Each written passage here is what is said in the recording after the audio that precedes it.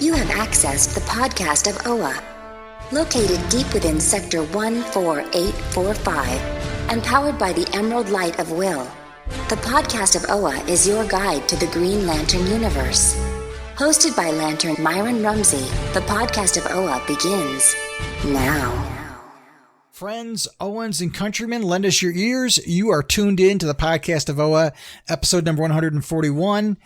I am one of your co-hosts, Myron Rumsey, joined by our good friend, Phil Bova. Phil, my friend, how are you doing? I know you're getting ready to go on vacation, so you're probably just ready to pack up and go. I am. I'm looking forward to it. I mean, technically, I'm already on vacation because my wife and I our last day of work was about a week or so ago, so we're off until August 6th. Then we leave for Vegas next Monday for a couple weeks. We're going to spend some time out west and get a lot of sun and see a lot of stuff. Great. So for those people that were tuning in to JLMA is over. It looks like 19 different podcasts participated in the big Blackest Night 10th anniversary mega podcast crossover event, which is outstanding. That's impressive. That's really impressive. Yeah, that's dedication right there. That's fandom dedication, true fandom dedication. Yeah, and lots of different voices, lots of different perspectives. Everybody really kind of admiring the event and talking about it. But it was interesting to me to listen to some of these shows and hear about how they choose to talk about it. You know, like you and I were kind of going over the story and not so much recounting it, but kind of hitting the highlights, but talking about it. And some people actually did readings of some of the books, which was kind of cool. Yeah, that was really, really neat.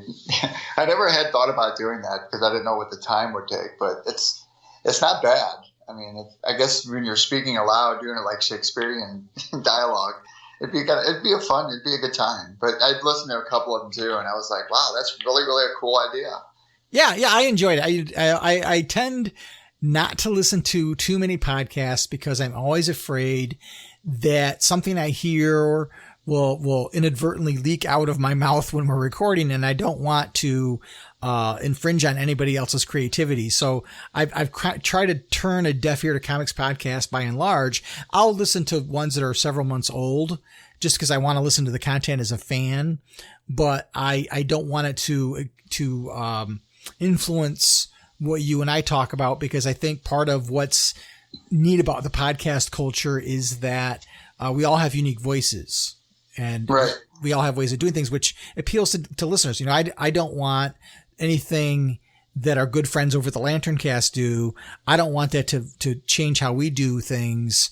I want them to have their unique voice and us to have our unique voice, because then to our mutual listeners, who I think most of our listeners are their listeners and vice versa, it gives them a richer fan experience, which is what all of us are trying to accomplish for people.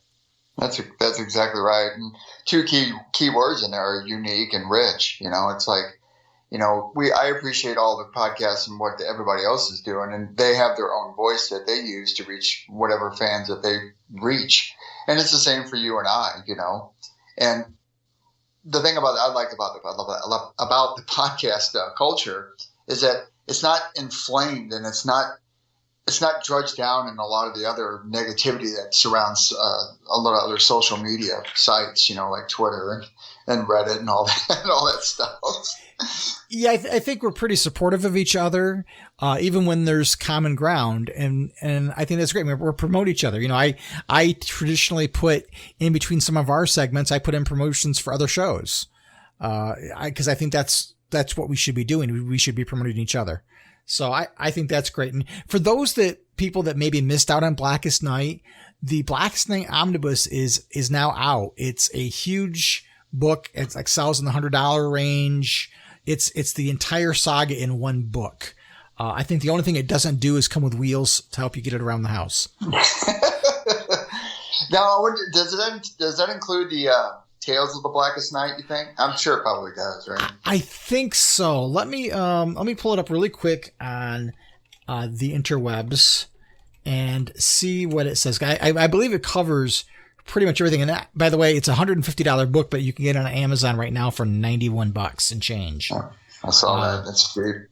That is cheap. It has Adventure Comics 4-5 and 7, Blackest Night 0-8, Blackest Night Batman 1-3, Blackest Night The Flash 1-3, Blackest Night JSA 1-3, Blackest Night Superman again 1-3, Blackest Night Tales of the Corps 1-3, Blackest Night Titans 1-3. Blackest Night Wonder Woman. I'm not going to repeat 1-3 again. Catwoman 83, Green Arrow 30, Green Lantern 43-53, Green Lantern Corps 39-47, Phantom Stranger 42, Starman 81, Suicide Squad 67, The Atom and Hawkman 46, Power of Shazam 48, The Question 37, and The Untold Tales of Blackest Night number 1, and Weird Western Tales number 71. And I'll add that any fan that wants to actually indulge themselves in reading this entire script, take the time to look up the sequence, the order of how Blackest Night comes out. And I'm talking about all the tie-ins. I'm talking about when you read Blackest Night number 1, and then you read a couple tie-ins, and then it goes to Blackest Night number 2. There's it's 76. I think it's 76 total issues, and it starts with Solomon Grundy. Yeah. And it's more of a benefit if you read it in that sequential order all the way through, because it's chock full of everything. Yeah. Oh yeah. And this book in particular is 1,664 pages. Oh, that's massive. That's impressive. Yeah. It's a huge long live book. the omnibus, man. I'm telling you what, there's no finer of a definition of a book than an omnibus. And I'm so glad that it's always associated with comic books. I'm interested in knowing how much it weighs. Probably more than the absolute one, the hardback absolute edition. Oh yeah, because it only has the main issues in it. Right. But if you haven't read it, boy, what a value to get all of those books in one chunk. And I'll see if I can find a reading order for Blackest Night, and I'll post a link to it. I know somebody's got a reading order out there on the internet. I'll search for it and put it in the show notes for folks. Yeah, it's just, if you're going to do it, you're going to invest the time, and that's what because I did that. I was like, I'm just going to invest the time, and I'm going to read this through and through.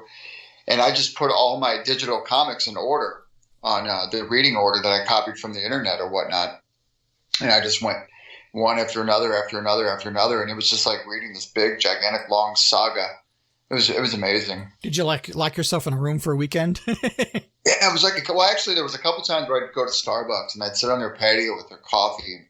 Man, I'd just sit out there for hours on end, or I'd hang out at a friend's house and I'd be reading in the corner or something. I just ate it up, and I wanted to do it right. I didn't want to do the main 8 issues because I know that there's other supplemental material out there that impacts what's happening in the main storyline itself. And I wanted to get all those little nuggets. And, it was well worth the time. If you have it, it's well worth the richness of the content.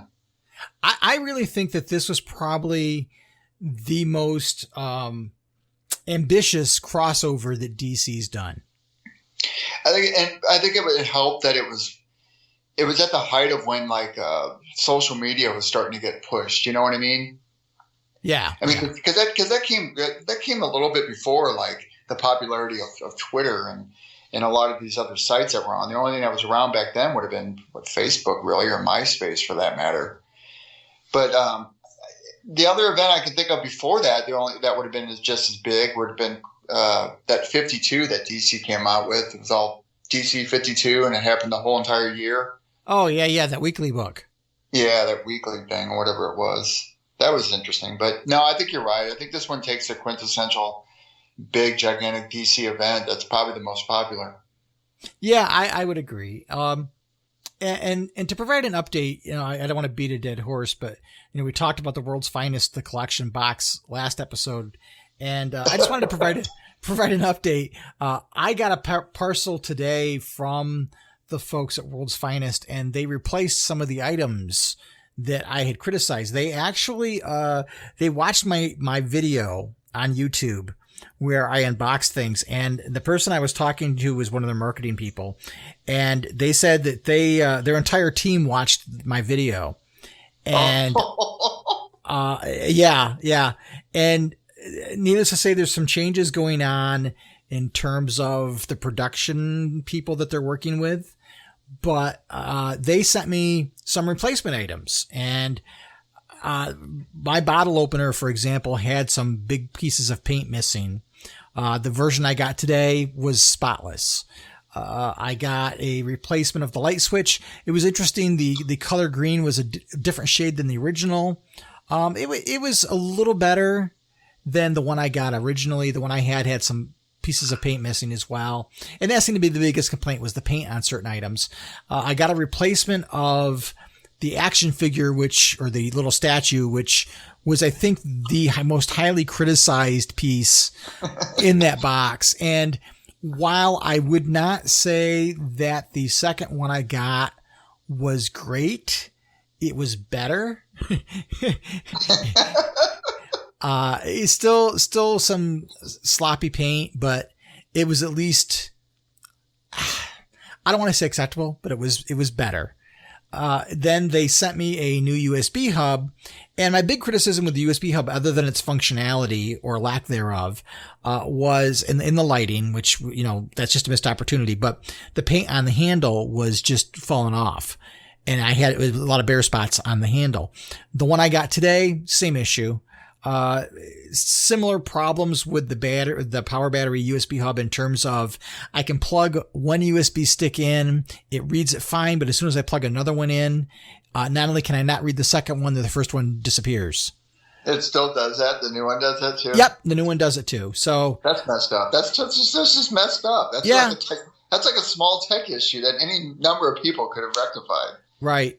And I think I think that's the piece that they had the production issues with, because the original image that they show in the little spoiler card they give you of what's in the box looks completely different. There's a round handle, and it has 3 ports in the front of the battery instead of along the side. So obviously it changed somewhere along the way. And obviously the figure is a big issue. And I feel bad, and I mentioned it before, that some people bought it based on my enthusiasm, and I feel bad for that. And please, if you didn't reach out to them, please do so, because even if they can't replace items, because I've heard they're out of a number of them, even if they don't replace the items, they have been giving people partial refunds. Well, and mad kudos for them to at least taking the time to watch your video and at least go the extra mile to try to help at least put a damper on the issue somewhat, even though the items weren't the best. But I mean, at least they were cool enough to do that. Right. And I would encourage people, I understand people are frustrated. Be polite. I mean, they obviously didn't go out to do something bad. Like I said, I've seen, they sent me a Superman box, and it was beautiful stuff. I gave a lot of it away to my niece because she's a huge Supergirl fan, and she was going back to college. So I gave her some of the items that were in that box because she loves the mythology of Superman and Supergirl. So I gave them to her as gifts before she went away, but all very high quality items. And like I said, my wife buys the Supernatural boxes, and again, very high quality stuff. So I think this was a misfire. Unfortunately, it's with a Green Lantern box. In my communication with them, I said, please don't, let this be the only Green Lantern box you do. I think that it's worth taking another shot to make up to fans who really bought into it. And maybe you'll win some of their respect back, because I think for a lot of people, they bought this box as their first one, and it's likely to be their last one. But yeah. I'm not going to give up on it. I signed up to be an affiliate with them, so that I could get the boxes to unbox and share with people. And I hope people will have faith in my ability to, be fair and honest in my critiques. And whether or not things are good value or not, I it's not what I focus on, but when I try to do a review, I try to be as objective as I possibly can. And so, I'm going to stay into it for that, because if they're going to send me the boxes so that I can preview them and show people what's in the box and give an objective review, I certainly want to continue to do that. And if people do buy the boxes off the link on the blog of OA, I do get a little bit of a financial remuneration, which helps offset the cost of doing the podcast and doing the website, because none of this is free. I pay monthly for podcast hosting. I pay for the domain name. I pay for hosting of the website. And that's above and beyond the number of hours I put into it. And not that I'm out there trying to shill for money to offset costs, because I'm doing it because I want to. But if people want to support me, that's one way that they can do that. And I get a little bit in return to help offset my own costs. But please, don't be too harsh on them. I don't know what happened. I think definitely a drop in quality that they're not used to. And I think they're listening to the criticisms and the feedback they're getting when they're stated in a polite manner, and they're listening to them and taking them to heart. And they should. I mean, and there's got to be accountability somewhere. I go back to what you said about, like, a lot of the first time people that went out to do this because they're a Green Lantern fan. And unfortunately, as you well know, the fan base isn't as forgiving as yourself or me, or I'm sure a bunch of people. But there's a lot of them that just, once they get screwed, man, about a certain thing, it leaves a rough patch on them, and it's hard to let go. Right. It's hard to gain back someone's trust when you feel like it's been violated. And you look at excuse me, the Funko box that came out a year or so ago. It was the last one of the DC Collector boxes, and it was a complete home run. Yeah, I got that one too. That was a cool one. Yeah. So, I was really excited, and, and it's a disappointment. And I guess disappointment is the Green Lantern fan's middle name anyway. So, yeah, no, it's like, they couldn't have done this. And I'm not trying to say this to crap on any other character, but they couldn't have done it to anybody else. They could have had a Flash box and, it would have been immaculate, or a Supergirl one, or a Black Canary one for that matter. The one Green Lantern one that does come out and it gets dumped on. It's just bad timing. Just, ugh. Yeah, I mean, they did a Wonder Woman box and a Superman box and a Batman box and a Justice League box and a Flash box, and they all looked great. Yeah. Yeah. The Batman box. I'm sure the Batman box was immaculate. I do want to comment just before we leave the topic of this box about one thing in particular. I pointed out in my video that I thought it was odd that Ethan Van Sciver's signature wasn't on his art, because the original art has his signature on it. To most artists have their signature somewhere on a cover, and this was a cover to the Green Lantern Green Lantern Rebirth book, and Ethan Van Sciver, it got brought to his attention, and he went on Facebook, or not Facebook, but YouTube, and talked about it. And he said, it's not uncommon if you look at their other products where they've done prints, they don't have the artist's name on them either. And it's probably because it's a distraction to people who want to just put the art up. Oh. And he didn't take offense to it. In fact, he made a really interesting point. They could have chosen anybody's art to make the print. When you look at the art that's in there, you've got Jose Luis Lopez. That person's art is on the shirt. And you look at that, and you look at the fact that, well, for the print, they chose Ethan. They could have done anybody. They could have chose Neil Adams. They could have chose any number of artists that have drawn Green Lantern over the years. So he's flattered in the fact that they chose his artwork. That's interesting. Well, good for him. Yeah, which I think is a very professional way to look at it. Yeah. And he said, when artists sign these contracts to do this kind of stuff, they basically sign over to DC their rights to do with it what they want. Yeah, I kind of figured that was as much, even if their name's excluded or otherwise. Right. And I think that, when they advertised the box, they mentioned it was Ethan Van Sciver art. They removed his name from the print itself. And again, I agree with Ethan's analogy. It was probably because they didn't want that to be a distraction, because his name block is kind of big. Well, it'd be like anything else, any other commercialized produced product, like the DC deck building game, they put their artwork on there. Now, obviously, those character designs came from a specific artist, but it'd be the same thing if they would put artist name on every single one of them, and it would just take away the attention of the selling point. Right. The deck building game came out with a Green Lantern Rivals game not too long ago, and there's a lot of art in there from a lot of artists, and I don't believe any of them have the artist name on it. Yeah, you're right. But it's a different selling point. You're looking at a commercialized as opposed to just a comic book. When a lot of comic book fans, even though they read it for the stories and stuff, I've noticed a lot of more comic book fans are into the artists and the authors these days. Yeah, I agree. So we've got a new Green Lantern issue to talk about today. Yes, we need to go back to the 70s for a Green Lantern Green Arrow team up. Love it. And, so we're going to talk about the Green Lantern number 8 here in a few minutes. But you and I were talking off mic, and I said we weren't going to talk about it, but you know what? I think we are. We were talking about DCeased earlier, off mic, because, there was a Green Lantern, Green Arrow event in DCeased number 2. Yep. And then I don't know if you want to give away any spoilers or not, but you can just talk about the main point. Yeah. Let's, so if you haven't read the book, and you're going to, and you don't want to be spoiled, skip ahead to the next segment, because the next few minutes is going to be talking about DCeased and about Young Justice. So in DCeased, there's this plague that's going around and infecting people, and it's being shared over technology.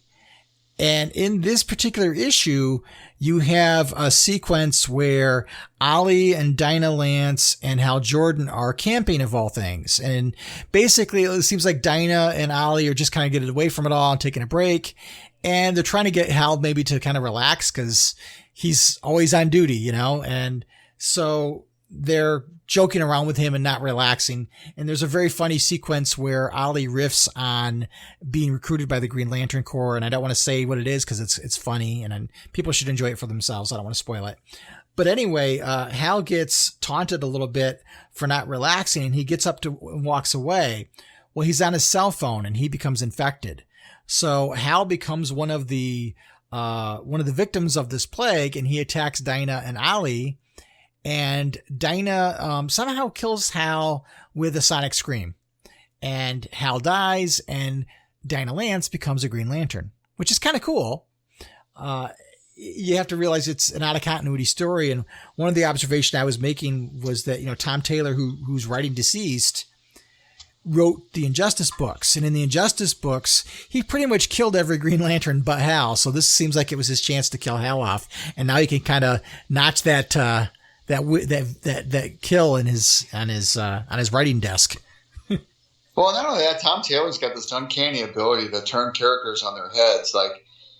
Everything about Injustice was about the opposite of what the characters you read about in the main continuity of DC Universe. The whole point of Injustice was that battle between, Superman and his ultimate dictatorship versus Batman and, trying to undermine him. But it's funny how the story played out, because all these characters are doing things that you would normally associate them with doing in main continuity.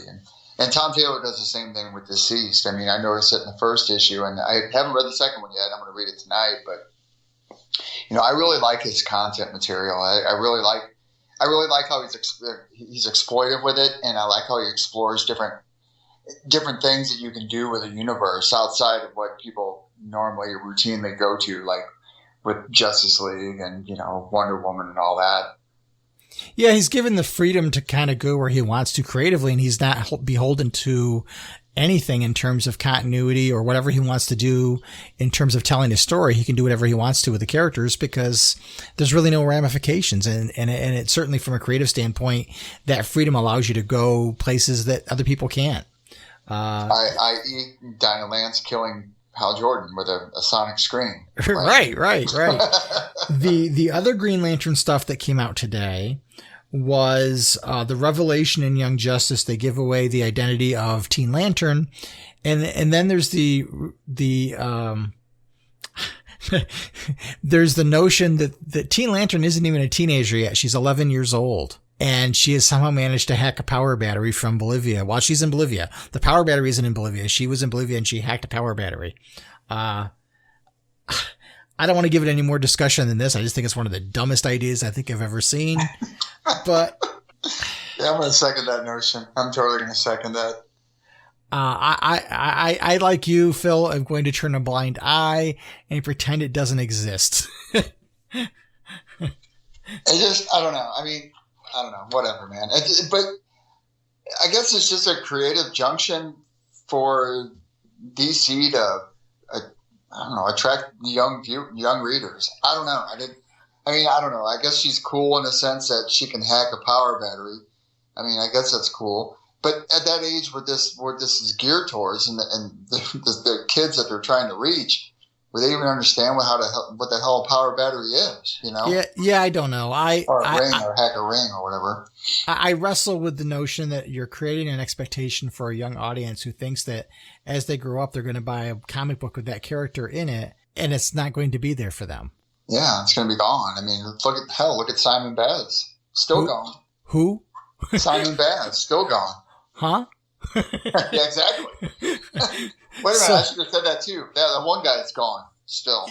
Right. So, we'll be back in a moment to, we want to promote one of our fellow podcasters, and then we'll be back and we're going to talk about Liam Sharp and Grant Morrison's take on the Green Lantern, Green Arrow team up. Awesome. This is Robert Vendetti, and you're listening to the podcast of OA. Hello, fellow Lanterns. Welcome back to another excellent episode. This is Phil. I'm with my good friend Myron up there in upstate New York, and we're here to talk about Green Lantern issue number 8 by Grant Morrison and Liam Sharp. And let me just say, I had butterflies when I read this issue the whole time. Yeah? Oh, yeah, it was great. I love the kickback to the old camaraderie between Ollie and Hal, man. I love seeing it again. You know, it was good to see them again together, and it was good that their relationship hasn't changed. They were the same way towards one another. Yeah. You know, it was interesting because the issue kind of read fast to me a little bit. I was like, I want more. But then I went back, I counted the pages. There are 24 pages in this issue. Right. And I felt the same way when I was flipping through it myself. But I don't know, it was self-contained, and it was quick, but it had every aspect of the issues back in the 70s when Ollie and Hal were together and stuff. He even brought up Speedy. Yeah. Well, the Zine Arrow character that you see here was originally appeared before either one of us was born, Phil. That character appeared in 1958 in Adventure Comics number 253 and is a Jack Kirby creation. See, okay, so that's what. So I was wondering. I read their interview on Sci-Fi, the interview with Liam Sharp and Grant Morrison, and they talked about the Jack Kirby influence, and I was like, I couldn't find it. I found the other influences or what they were referring to, but I didn't know the Jack Kirby one, and that one I did not know. The giant arrow that you see them use in this issue was in the original story. And they actually kept the giant arrow as a trophy in the Arrow Cave because back then Ollie and Speedy had an Arrow Cave. Yeah, that's right. Awesome. It's where they parked their aeroplane. And they also had an Arrow car, by the way. So yeah, I didn't know that. That's really interesting information. I'm glad that you pointed that out to me. That actually makes me feel fulfilled with this issue now. This was when people talked about Grant Morrison coming on the Green Lantern, people of course were thinking, boy, this is going to be some wacky stuff. And this issue really lived up to that. After the last issue where Hal spent all the time in the power ring and that very heartfelt story, this was one of those most out there, fun, weird, psychedelic adventures that it reminds us very much of the whole Neil Adams, Denny O'Neil era, and just 70s comics in general, where people just didn't, they didn't take themselves so seriously. And this issue is kind of like that. And there's some nice odes to history. I'm sure everybody caught the moment when Hal was in Ollie's apartment and notices a piece of artwork and refers to it as an original Adams. I'm sure everybody caught that kind of thing. Yeah. And, it's obviously Liam Sharp is doing the modern versions of the costumes, but the artwork is, as he's done with every issue of this series, Liam Sharp kind of interprets the Grant Morrison script, and his artwork, you can see the influences of what they're trying to tell from this story perspective brought forth in the artwork. When they did the whole vampire Planet story, it was very gothic. And, when they did the whole story on Ran, it was very Atomic Age-y. And this is very much this 70s mind-bending psychedelic type of a artwork and story. I mean, where else would you find Hal using a giant construct of a bow of a bow to launch this giant arrow to hit an assassin who's on the moon? Let alone some of the comical things that are happening, between panel to panel. Like when Hal and Ollie their faces are all kind of morphed and look kind of crazy, like you look at like if you're on ecstasy or something. Well, yeah, and there's the panels after they've kind of defeated things and they're trying to recover from the drugs and the influence of things that they've been exposed to, and you can see in Liam Sharp's panels where the panels are almost collapsing on them. There's one panel where you can see Ollie's hand reaching over the edge of the panel, and that upper left-hand corner is actually sculpted around Hal's head like it sagged. Just really wacky stuff. Or there's panels that are not even straight, and things that just challenge the reader a little bit in terms of pushing panel design and page design in different directions. And of course, if you have a zine Arrow, who else to save the zine Arrow but a zine Green Lantern, a zine Lantern, which was really kind of cool. It was really, really cool. So the guy in the hood, you'll have to remind me, what's his name again? Which one? The guy, that was DeGrand. Oh yeah. That's Glory Gold. Yeah. Glory Gold. Who's the drug pusher that they're trying to stop, and the drugs he's peddling are human souls. Right. And it's kind of interesting how he's got a hood on. So he's the peddler, man. Watch out for that guy on the streets, kiddos. And it's all hearkening back to the whole drug stuff that relates back to the Denny O'Neil, Neil Adams Hard Traveling Heroes era. But this is obviously not one of these, we're trying to send you a message and we're going to hit you over the head with it kind of things. I think looking back on those stories, they had weight from a social perspective.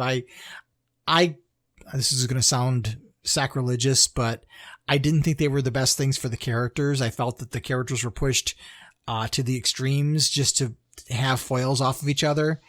But at the same time, those stories had social relevance, but they were a little heavy-handed. And this, they don't get into that whole preachy aspect of things. If they do, it's very subtle. And that's what I've kind of noticed with this as well. They make it a more of a modern take on it, but it's subliminal messaging, not in your face social justice messaging, I guess you can say.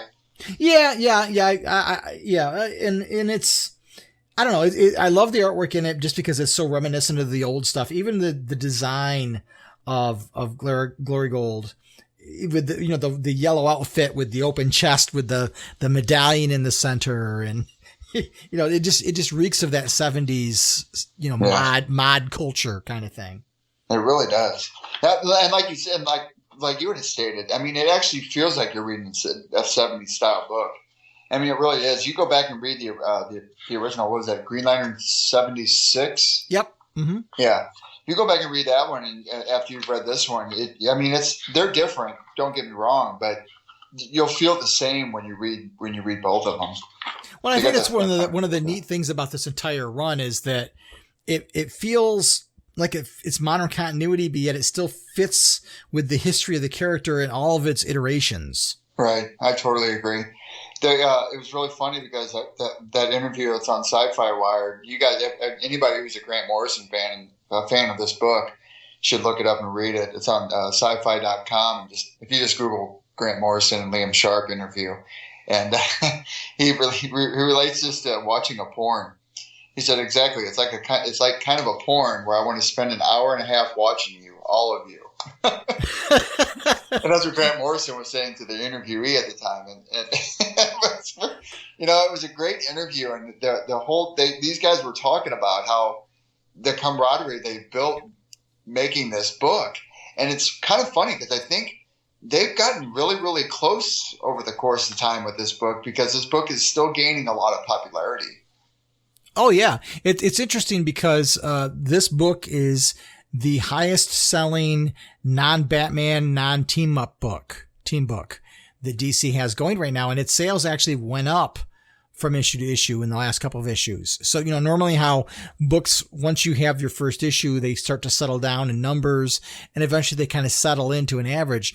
It's actually gone up in the last couple of issues. So I think strong word of mouth, because I don't see a whole lot of, other than this issue, I don't see a whole lot of promotion being done. I don't know, Phil, whether you get the DC Universe app, but DC Daily usually highlights the books that come out, and they didn't even talk about the Green Lantern book since launch, other than the very first issue. But today, on the June 5th issue of DC Daily, they had an interview with Liam Sharp. That's interesting. I wonder why. Well, it's probably because it's getting more popular. Yeah, maybe Brian Michael Bendis wasn't available because he seems to be on every third episode. I knew you were going to say that. And they couldn't find Simon Baz either, so we know he couldn't go there. One of the things I loved was that whole sequence where they're in Ollie's apartment, because they go back to the chili. The Ollie and the chili was such a big thing back then. And it was neat to see that. I just was like, oh, this is great. I get to see that, the whole chili thing. And it's so hot that Hal's drinking water out of the faucet tap. That was fun. It was fun. It was just a fun issue to read. I was really looking forward to it when I first saw the cover art of them being on the issue, and I was like, wow, that really, really looks familiar. And of course, it came out before us, just a little while. Well, it came out before I was born. So, what year did that 76 come out? Do you remember? I want to say it was 1968-ish. Yeah, that's what I was thinking too. I was born in 74. I was 4 years old at that point, so yeah. I wasn't reading anything. But I loved how in that scene, Ollie kind of brings up the elephant in the room about Carol. And it implies that Hal and Carol are working things out. But as Hal says, there's no need to dust off your best man routine yet. And then Hal says, my life is complicated. And it is. Exactly.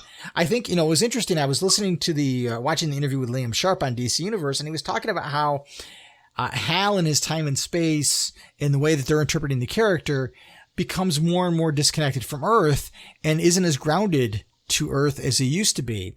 And you see in this issue where Ollie kind of, how they used to talk, Ollie used to talk to Hal during that whole Hard Traveling Heroes run about how he was out of touch. Right. And here, there's a similar conversation, but basically Ollie, as Hal's friend, is saying to him, you're out there dealing with space vampires. I mean, how unbelievable and crazy and ludicrous is that? But you're not down to Earth, and you're not here seeing what we're dealing with on a daily basis. And it was the same kind of conversation that Denny O'Neil tried to have the characters have, but it was so much more, in this instance, I think so much better written in terms of being a realistic friend-to-friend conversation. Right. I noticed here he was really dismissive about Carol. Not dismissive in a way that, there's nothing he wants to explain or can't explain, because he summed it up by saying it's complicated. Yeah, and Ollie, as his friend, doesn't press it. Yeah, nor should he. Yeah. Which is kind of weird, because in Green Arrow's book, his book came to an end, right? So now he's starting to appear in all these other titles and stuff. Right. I enjoy the Green Arrow, Green Lantern team-ups. I'll be honest, I like Flash and Green Lantern a little better. Me too. Me too. But I enjoy how these two characters tend to push each other. These are the friends that are brutally honest with each other, whereas Hal and Barry, they both have a life that the other one wants or think they want. And they banter, in a joking manner back and forth more. Right. You don't see them having a lot of heart-to-heart conversations like you see Ollie having. If you've ever read, I'm not a huge Mark Waid fan of his current stuff, but if you ever go back and read his Brave and the Bold miniseries, it's all about Hal and Barry through the years. And it has Alan Scott in it and Jay Garrick. And there's a neat issue where they throw Green Arrow into the mix. And the three of them, one of them is always a fish out of water, because the dynamic between Hal and Barry is so different than the dynamic between Hal and Ollie. And so Barry and Ollie are kind of at odds with each other, because one of them is always the odd man out. Yeah, that makes sense. Yeah, I would have to agree with that 100%. I do like what Sharp did with Ollie, though. He really draws a mean green arrow. Yeah, he does. He does. And I like, the whole zine arrow design and the zine lantern design where they're these very stretched characters from Dimension Zero. That's all back to Kirby. But I think he did a great job of interpreting it for today's audience. Yeah. I tried to get, and I don't know, Phil, whether you tried it either, but there's times when the zine characters are talking, like they're talking to each other. And I was trying to read if there was actually something in that weird font, like was it written backwards or something? I couldn't make anything out of it. Were you able to decode any of that, or didn't you try? No, I tried. As a matter of fact, I tried hard enough to where I actually had the whole, because I can't read. I mean, my reading is not the best anyway. I should be wearing reading glasses, but I don't. But I definitely, when I was looking at that, I was like, why can't they make that out? Do I really need my reading glasses? And I didn't get my reading glasses, so I was like, well, maybe I should hold it up under a light. And so I held it up under a light. I'm like, okay, I'm safe. It was gibberish. It wasn't my reading. It wasn't my crappy reading. I will say I did take the book into the bathroom and hold it up to the mirror. Did it work? Did it work? No, it didn't. I tried.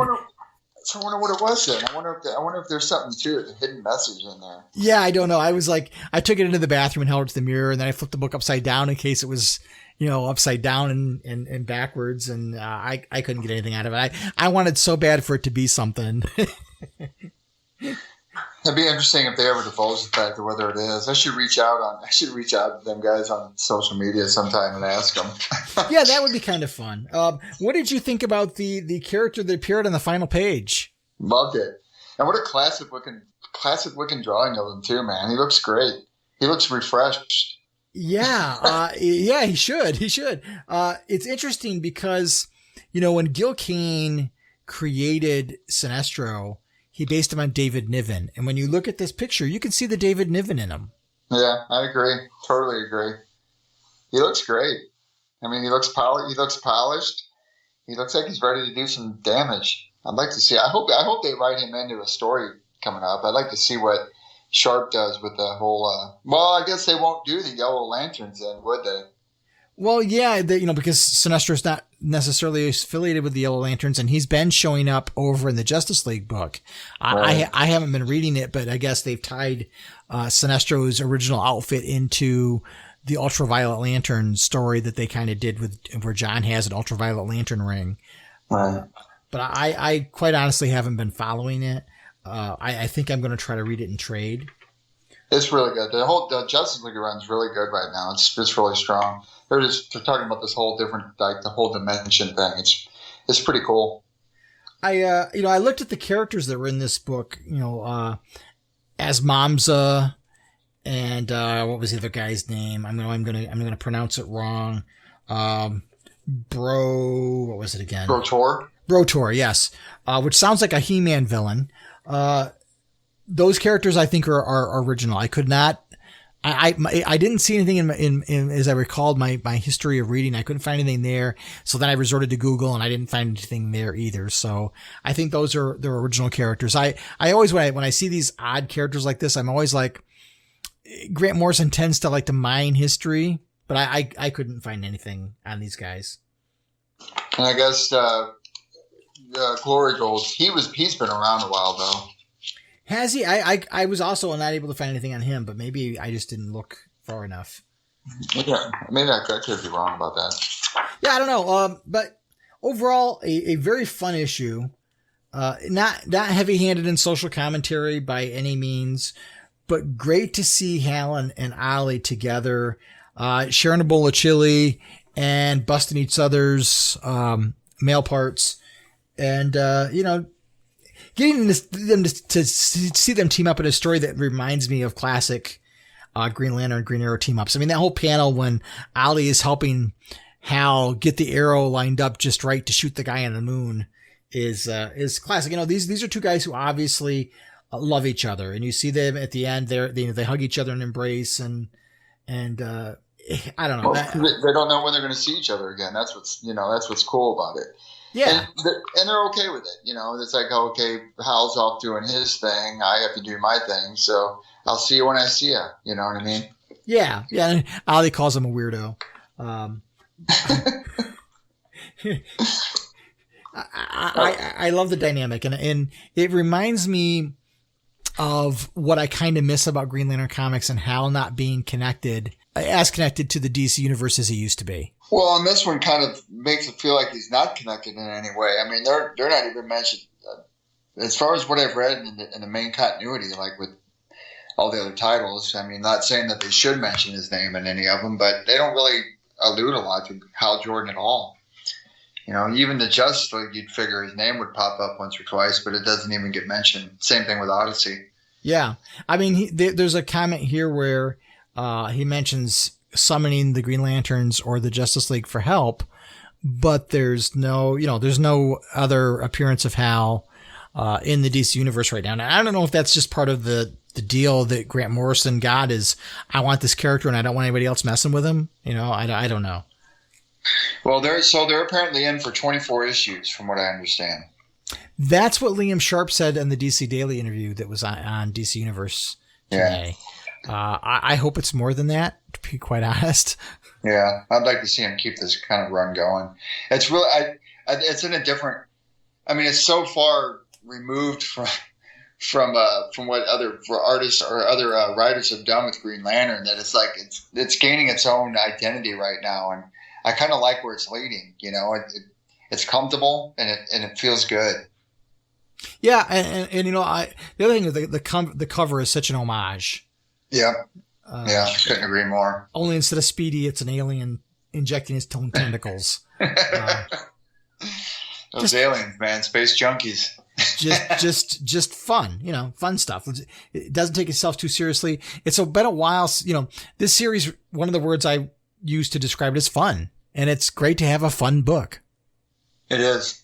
I liken this to a lot of what I feel like I wish they'd set up in the long run is like a Guardians of the Galaxy kind of thing. I always come back to that because it just kind of feels like Hal Jordan it's kind of relatable to a Star-Lord entity, and then instead of the Guardians, obviously the Green Lantern Corps would be his montage, but it just kind of feels like that's what this Green Lantern in the universe could be associated with when it comes to the whole DC continuity thing. Yeah. Only I think right now the DC universe has 8 different Star-Lords. Oh wow, didn't know that.